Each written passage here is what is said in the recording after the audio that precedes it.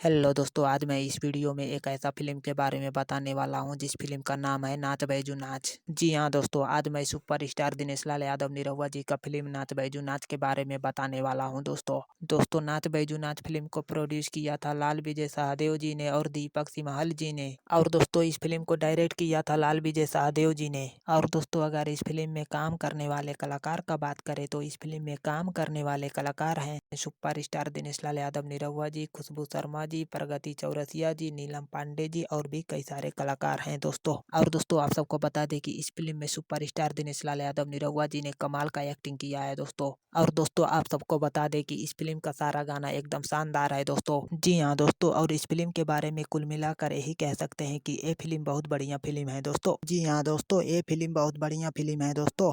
चलिए दोस्तों, इस फिल्म का रिव्यू यहीं पर ख़त्म करते हैं। अगर इस फिल्म का रिव्यू अच्छा लगा हो तो लाइक, कमेंट और सब्सक्राइब जरूर करिएगा दोस्तों। चलिए धन्यवाद दोस्तों।